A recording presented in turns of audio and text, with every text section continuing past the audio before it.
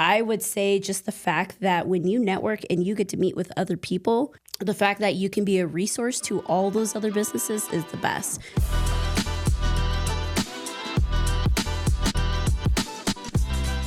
Hey everyone, welcome to another episode of Connections That Matter, where we tell the stories of Northern Colorado's best networkers. Today I have one of the best, Deonna Ortiz from New York Live. Deonna, thanks for coming on the show. Thank you. Thank you for having me. Well, I know you are just such a presence. I've seen you at lots of networking events, but if people haven't met you yet, share a little bit more about what you do.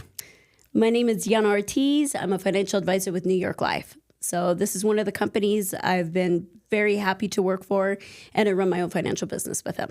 Awesome. Well, it's been so awesome getting to know you, watching the way you show up. But financial advisor, you're not the only one in town. Yeah. But what are some things you do to stand out from all the other people that are in your field? Ooh, that's always good questions, right? I think for myself, it's the fact that I have gone through a lot of financial issues since I was young. We're really not taught about financials and how to set up for retirement. What does a 401k look like? What is a 401k? How does life insurance work? You know, we don't talk about the stuff that we need to invest for ourselves. So that's, I think, what makes me a little bit different. So I have many stories that I can say that can relate to a lot of people. And I first met you came to one of my networking events, but how has networking been a strategy of how you've grown your practice? Gosh, where to start on that? I would say just the fact that when you network and you get to meet with other people, and the fact that you can be a resource to all those other businesses is the best. Not even just for yourself, but just to understand the people that you're dealing with, people that you trust. And it's been great because some of the people I got to network, I've actually got to spread their business to others as well. So it's been great. A lot of people network. Some people do it as like, hey, I know I need to network to grow my business, but you can tell like the events take a lot out of their energy, right? Like it brings them down. But for whenever time I'm around you, it looks like the networking really gives you energy and you thrive in that social environment as an extrovert. So where does that come from, and how have you been able to cultivate that? Oh, I've been like that since I was 2 years old. I would go and meet people randomly. My kind of energy is just the fact that if I can help other businesses grow internally, right? I come from a family with small businesses. I really truly believe in the small business world, not as much as the corporate, but the small business. So when I do go to these networking events, it's great to see. And I'm always constantly like, hey, have you met this person in this year? Hey, this person does roofing. Hey, this person does this. They're helping me with my business as well as I am to them. But I want to make sure I'm that asset to the company or to them to help them promote where they're at. Awesome. So you're talking about like the people that you're seeing and introducing and being a resource for others. Absolutely. How did you develop that and highlight some of the people that you're able to recommend? I would say that way I developed it was actually before I got into New York Life, I was a chef for 17 years. So me, I've always loved customer service. My favorite thing is to make anyone happy and be able to do whatever I can to make the client happy, or the guest happy. So when I used to be a chef, I was very big about going and talk to all my customers. Hey, how was the food? Is there any way I can improve? I mean, there were times I would take orders, cook the food, and deliver it because that was just my passion of it. Just to be able to connect with people and to be a resource for them is the biggest opportunity I can have, right? Or that I can give to others. Well, let's dive into that because that's a big pivot, right? Yeah, right. If you haven't had some of Deonna's cooking, you gotta get you some of that. But you build a network as a chef, and then you make this commitment to become a financial advisor. Yes. So what has translated? Like what has been part of the old network that's in there, and then what has been some new things that you've had to adopt? So coming from a chef and going into kind of like a sales role, right? When I first was talking about New York Life, I'm like, I'll be honest. I'm like, I hate salespeople. I don't like salespeople. They sell, they do this, and it's yes, yeah, we'll say yes to everything. And I have personally been burnt through things in the past from sales opportunities or whatever it may be, right? So I said, when I get into this, I want to make sure I am not that person. I am going to be able to create an opportunity for people. I love being straight up and very blunt. Like, let's see how I can be a resource to you or help you financially. And when I was a chef, I worked, 10, 15-hour shifts, 6 days a week. I lived in Loveland, drove to Denver every day, downtown, over there at the Ritz. So I was definitely committed. And when I was committed, I wasn't making the money I was. And at that time, especially being a chef and being a single mom and my son with autism, I never made enough money to even think about retirement. I was paycheck to paycheck, getting behind on bills. I didn't know where to financially start. So when I got into New York Life, and the reason I even got into New York Life is because I used to caregive to my grandmother too. And she had dementia, she had diabetes, she had to be watched 24/7. And I was her caretaker. And when she was on Medicaid and we had to put her in a home because she couldn't physically be mobile anymore, Medicaid liquidated all of her assets. And a lot of people think they could depend on Medicaid or Medicare to take care of them, which is almost the opposite. So it kind of made me think about, okay, I want to plan something financially for myself because I was never taught or understand the concept of it. I need to set something else up for my son because I know he can't take care of me, but I also don't want to put that burden or that financial burden on him, understanding that when I was taking care of my grandmother, it's a lot mentally, physically, and as well as, the person that you're caregiving for, So that's kind of what got me into New York Life.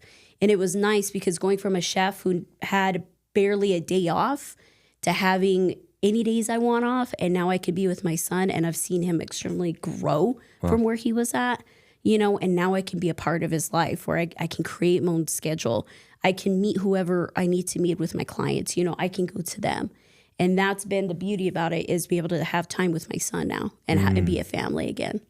Well, I always love those obstacles to the opportunity. Some people go into the trade because that's how they were raised. They were going, it's like a family business, so they do that. But I love when somebody is like had something as an impact and then is a part of the solution. Oh, so yeah. what was that like to be in like, this is not something that I've had, or this has been something that's hard to, I'm going to make sure others don't have to deal with those kind of things? Yeah, no, that's a good question. That's a good thing to think about. I think it's coming from like going into that transition was a little different. I wouldn't say difficult, but just mind blowing because I didn't know and the resources that New York Life offered, right? I always thought it was like, oh, it's insurance, life insurance. And for me, forever, I was like, I don't need it. And then when I had my son, I was like, okay, I need it. I didn't understand the concept of it, right? And also too, because it's like a whole nother language that you're learning about. So when I am here, like when I love to meet with my clients, I'm like, let me just be a resource to show you what's out there. Let's get you thinking about things that I never thought about. If I would have known what I knew today, started 10 years ago, I could have put my money on a down payment on a house, or I could have been completely finished with my debt, or I could have, I could have done this or I could have done that. But if somebody would have shown me what I knew now, it would have been a huge difference and a different opportunity than what I have. Sure. So. Well, one thing I think you do like that I've seen in the networking is you're so great at building rapport. I would imagine that would translate to your clients because sometimes these things aren't easy to talk about. Like, hey, I should be more financially well off than I am, or there's fear or guilt or anything that you have. But give somebody who's watching this episode some tips on how to build rapport, not just with your clients, but maybe in a networking situation as well. I say the biggest is being open and honest. That's the hard part is when you talk about finances, people can be open and talk about anything they want, but when it comes to finances, it's kind of like, oh, it's very personal. But the moment you can get in to talk about finances and feel comfortable and see the opportunity behind it, that's what helps, right? So I've set up a gentleman who was 70 years old, didn't have a retirement plan at all. And I'm like, the best day is now. And again, it's just you go from somebody who doesn't know anything about retirement. What is it going to look like? What is our future going to look like? To like, let's go ahead and educate yourself. Let's educate you to be able to know what the future may bring, the opportunities. And that's the thing I say is I just want to be able to sit with you, give you the opportunity, show you what's out there. What can you do? Can you look at a children's education? We can do that. We talk about, unfortunately, a lot of job losses. What do we do in the 401k? Can we help you out there? Do you need a career opportunity? We can help you out there. There's so many different ways of, protecting your income. I never thought about that, even if it was a chef. Even when I worked for corporate, I figured I was like, well, if something happens to me, maybe I'll use short term. But even in short term, you're getting 30% of what you're making, right, out of that 100. So you learn about how to protect your income versus just to protect your family. Because the moment you lose your income, how are you going to protect your family? Right. So it's like those little things that we start opening up eyes to a lot of our clients. Well, that sounds like it's more than just a one-off conversation. Like we're creating content. Shout out to the team, Chelsea and Brian. Yes. But we create all this content, and then we have these little reels or shorts that comes in. But a lot of people are getting financial advice through not a relationship, not a trusted advisor, but a little one-off piece of advice, and maybe it's good advice or not good advice. So how do you cut through the noise to help your clients know what they should do versus maybe what they heard on TikTok or that's Facebook? Always it, right? Or Dr. Google or TikTok or Facebook or Instagram. I'm not saying they're bad resources, because it's good to get information, but it's good to get into somebody who is in the financial field, right? Because anybody can post anything on Instagram, social media, TikTok, any of those. But when you really want to look at more details, what is the worst that can happen? And this is what I do with my clients. If the worst happens, it's not that you fail to plan, it's just you plan to, or excuse me, let me repeat that. You don't plan to fail, you just fail to plan. And nobody wants to be that way, but you never know, from certain emergency or circumstances that come up. So what I like to say is, okay, well, tell me what you know. What do you want to learn? That's the first thing I'll sit down with my clients. What do you want to learn out of today? And usually when we sit with clients, it's one, we talk about the business, and then let's talk about you. And it's like several sittings. This isn't like we sit down, I'm going to tell you this is what you need. And I want to get to know you. What are your goals? Is there something you want to do? Hey, I want to travel every year with the family. Hey, I want to buy a few homes. Hey, maybe at business solutions, right? You have a small business. Hey, did you know we can give you some employee benefits without the cost on the employer? They're like, no. And that's even great, right? Because a lot of people, even this time, can't even get a life insurance policy because of their health. Well, we can do that through businesses. And it's guaranteed when we go under them, depending on how many of the people they have in the business itself. Sure. So...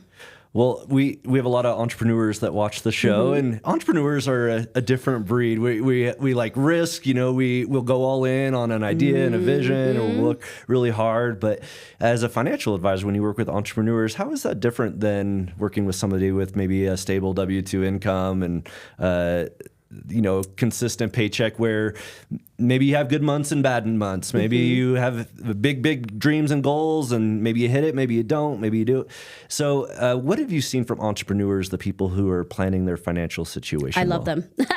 I'll tell you this. I love anybody and anybody, because especially when you're younger, you're willing to take that risk. And we like to tell you, the younger that you are, the more that you're going to be able to take a financial risk, right? Because when you're younger, you're able to make up for that money because you're younger and you're healthier. So there are products or solutions that we have to be able to help them. They're like, okay, I'm going to be a little bit more risky. Then we're like, okay, then we can help you out. This is what this outcome would look like.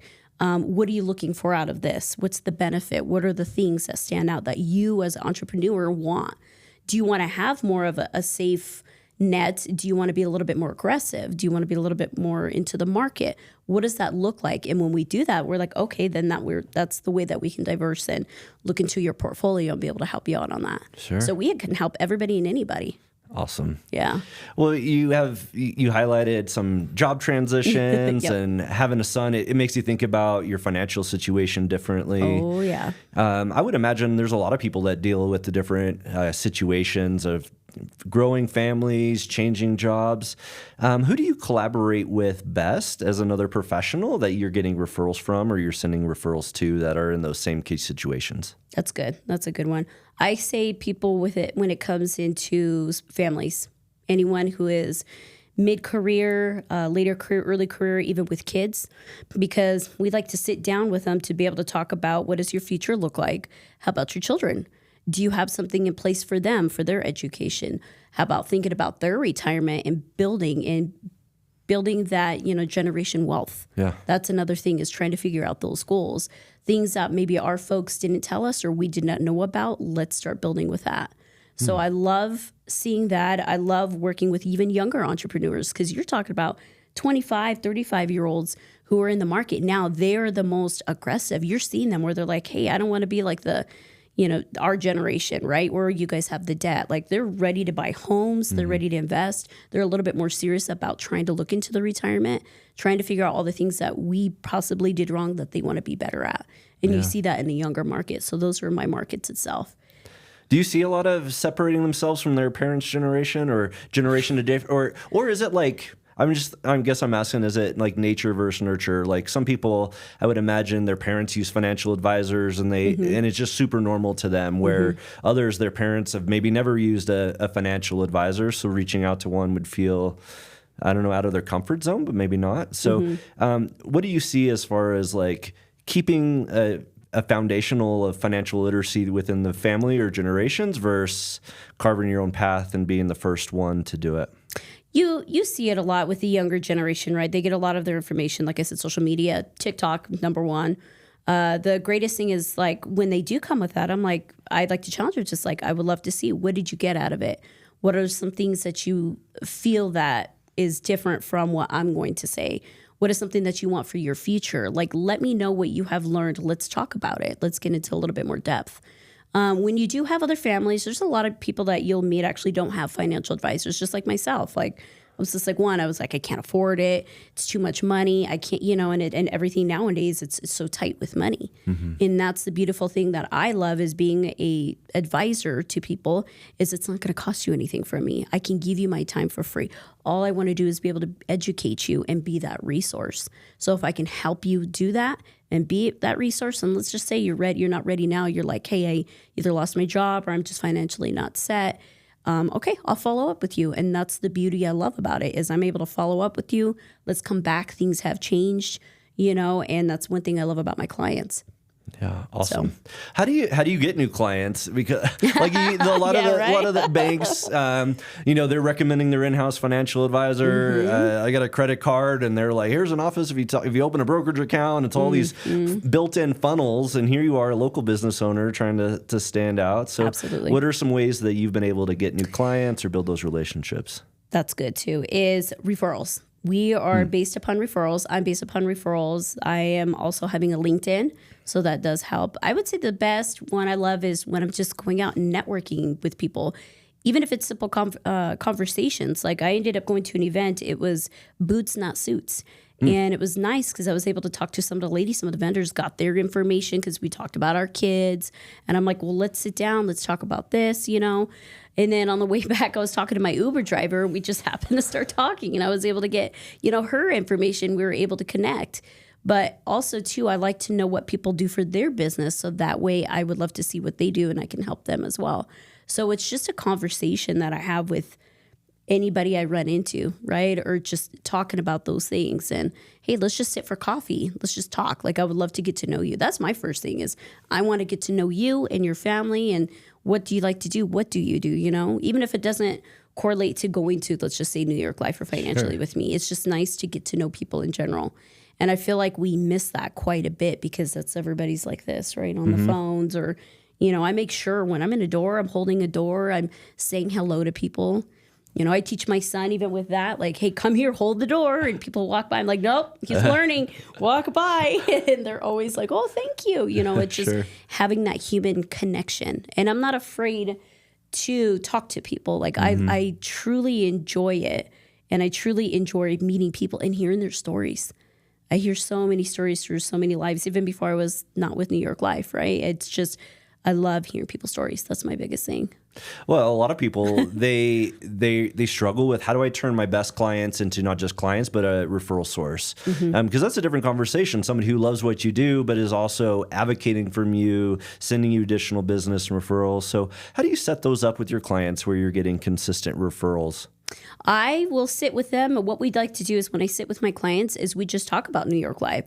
We talk about solutions that we have. We get clients thinking about things they never thought about, right? So when it comes to either like business solutions, I had a business owner after they sat with me and were like, hey, we don't have any kind of like a disability in our company. Maybe we can offer that, and then I start talking about employee whole life. Hey, you can offer this to your employees. It's not going to cost you anything. And it's portable. When I worked for corporate, I remember having a whole insurance policy, funded all this money all these years, and once I left, it was done. And I always think about a lot of COVID back right in 2020 when everyone got laid off, and the companies laid them off. What happened to those policies? They went away, and all those people passed away. And how did their families survive financially? And so when I sit with people, I just give them, hey, this is the reason why I got into New York Life. This is my story. This is what I've had to go through. I've lost a best friend to cancer last year. Very rare, very unexpectedly. And I don't know how many GoFundMes I've had to do. I don't know how many funerals I've been to where that's the first thing is financials, and people can't even mourn for their own family because finances. And that's the last thing you should ever have to worry about, but it happens. So it's just showing people these are the opportunities that we have. These are some solutions. These are some ideas. You know, we like to let people know, hey, have you ever thought about this? And if they're like, I don't know where to start, well, that's when I sit with you and we have a presentation that we show you. These are things to think about, you know, because a lot of people are like, even with children's education, let's just say that kiddo doesn't go to college, but later on, maybe they want to get married. Okay, you can use that money to be able to fund for a wedding or for a ring, whatever it may be. But it's just providing those solutions and kind of opening up the doors. So it's just sitting with them for the first 15, 20 minutes to showing them what New York Life can offer. Okay. Well, you've been showing up to my events, networking, Yes. meeting a whole bunch of new people. But with your strategy, what are some connections that you're looking for in Northern Colorado specifically that you feel like you could collaborate with? Oh, gosh, everybody. That's always a tough one. I really love to, my next journey is to really talk to some estate lawyers. Those are some big ones, right? And where to start. Just personally, I would need to get an estate lawyer for myself and get it more situated, especially with my son with his autism. But just to have a source, so when I do talk to people and they're like, hey, we need an estate lawyer, what does that look like? What's the process? Well, then I can be able to tell them, right? That's another way.